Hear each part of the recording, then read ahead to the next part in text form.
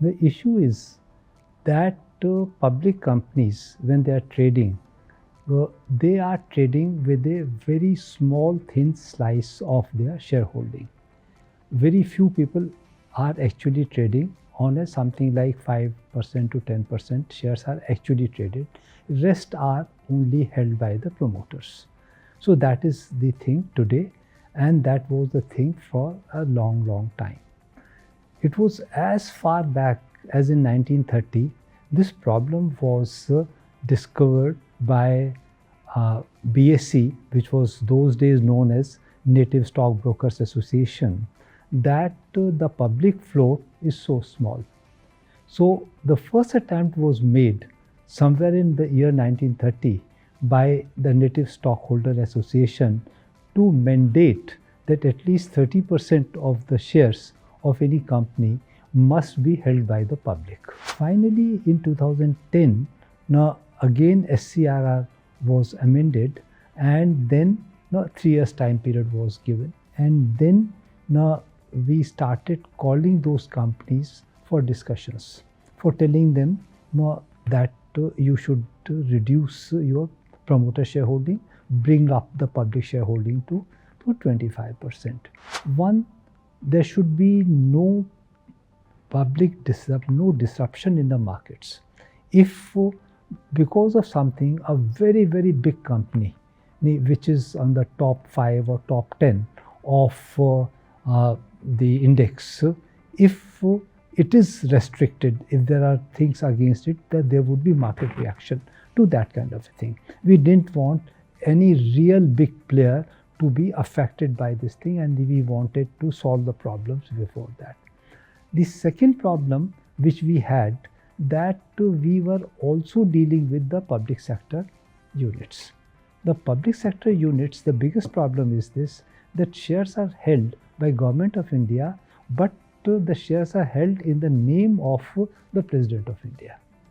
So if you are taking a uniform action, then it will be an anomaly to take any action like that against the President of India. It will be a biggest anomaly in the world.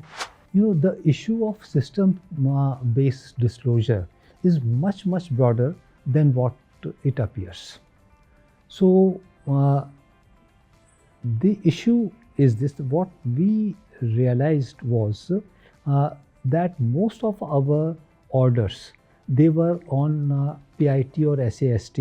I mean, PIT is insider trading regulations, and SAST is the takeover code, were on the disclosures. And on disclosures, many a time the promoters were not really aware. I had actually a case of mother of a very business tycoon being punished for something which she didn't have any clue about, because her portfolio was managed by a portfolio manager who didn't understand and bought some shares for her which was not reported, and it was a PMS scheme, so she didn't have any idea what was happening. The idea was this, that there is no need for anybody to come to the public. Once I have made a disclosure in the public, then why should I be required to make the disclosure every time I do something?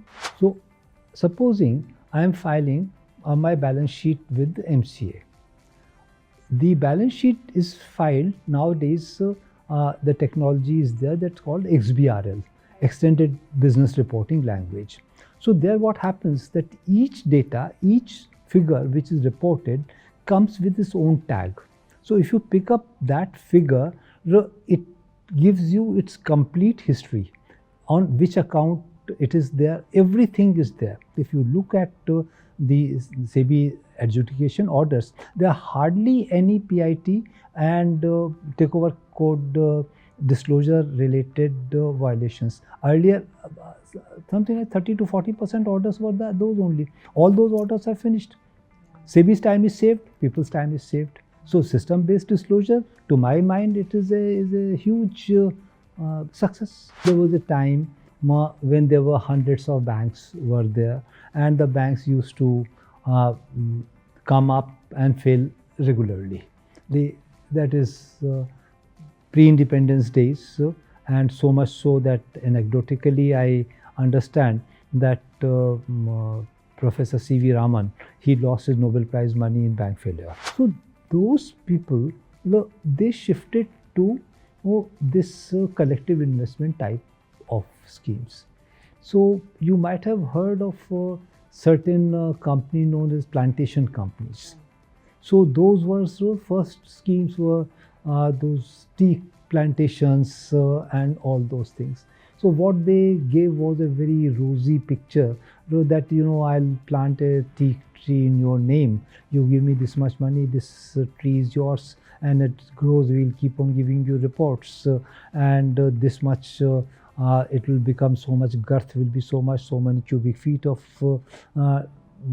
teak, and your 1,000 rupees will become 10 lakh rupees in some 10 years or something like this. And then when we try to plug the plantation schemes, so the new schemes, all kind of imagination has got no limits. So there were emu farms which were selling emu fur and emu meats. There were goat farms. There were potato schemes, there were gold schemes, but the most common scheme was the land scheme. So where they will say that we have got so much of land there, then we'll cut plots, and then you have got 100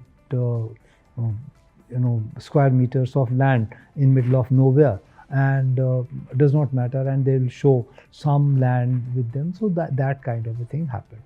So that was one kind of a problem. SEBI started this thing in a very, very strong note right from the beginning, and they caught some, I remember the figure correctly, something like 654 company. They took very strong action against them, and took because we could take section 24, that is the filing of criminal complaint, that kind of thing. The other kind of problem was what was known as RNBCs, residuary non-banking companies. So they were the two major RNBCs, and their business model was very different. Their business model was so that there are people outflung into villages and tribal remote areas. So they recruited thousands or lakhs of agents who will go to their places and give them passbooks, collect 1 rupee, 5 rupees, 10 rupees from them, and give stamps and all those things. So they were not even giving them very high rate of return. So their modus operandi was so that they will lose the track, they will lose the passbook someday, and it will lapse.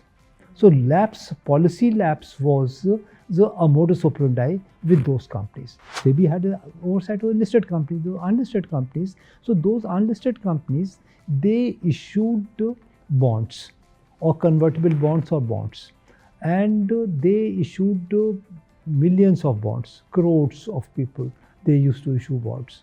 So that was what they started doing, and through the agents. The agents had a very, very high commission structure. So they will, sell anything, their conscience in anything, for their 35% or 30% commission. So that was the kind of a network marketing and all those things. So what happened that they issued crores and crores of rupees worth of this thing. This was SEBI didn't know about his unlisted space. By chance, one of that company came for listing. When they came for listing, then they saw this thing that, well, how you shoot so many crores, of bonds, and this is a violation of Companies Act, that where you are issuing these things, and more than 50 you cannot. So how did you issue that? So it started from there. So 2010, the first order was passed in that case. So that 2010 order was passed. It finally went to Supreme Court and all those things, and the amounts were stupendous, 25,000 crore rupees in those days.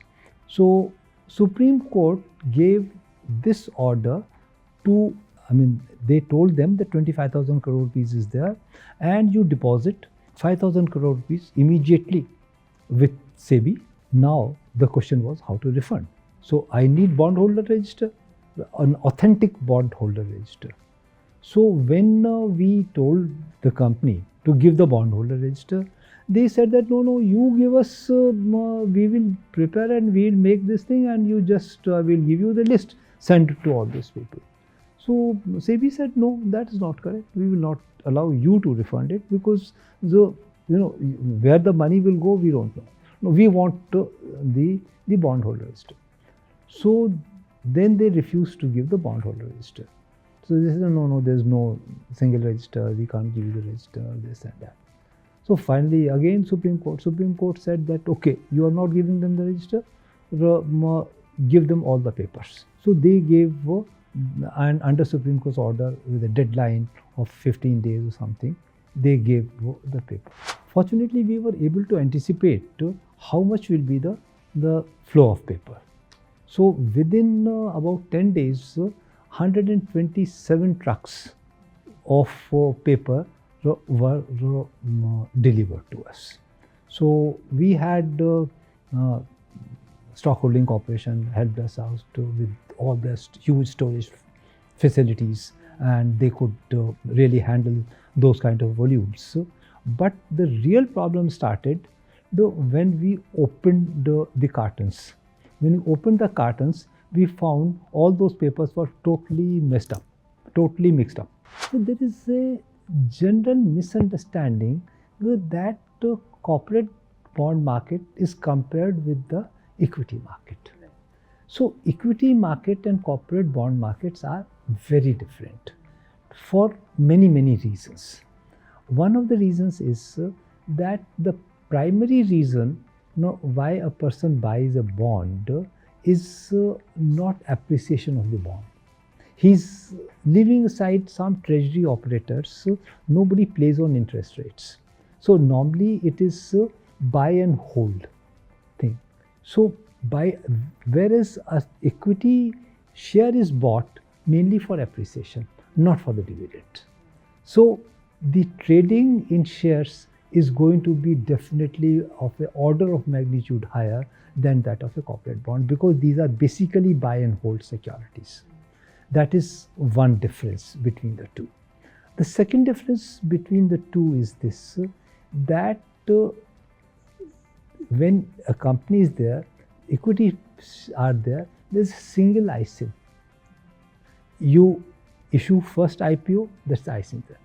Rights issue are made, same ISIN. Bonus, same ISIN. Preferential allotment, same ISIN. So the pool goes on increasing, so the liquidity is possible. But when I issue one bond and when I issue a second, bonds are finite period instruments. So actually, as a matter of fact, there is no regulation or no law which is entirely principle based or entirely rule based.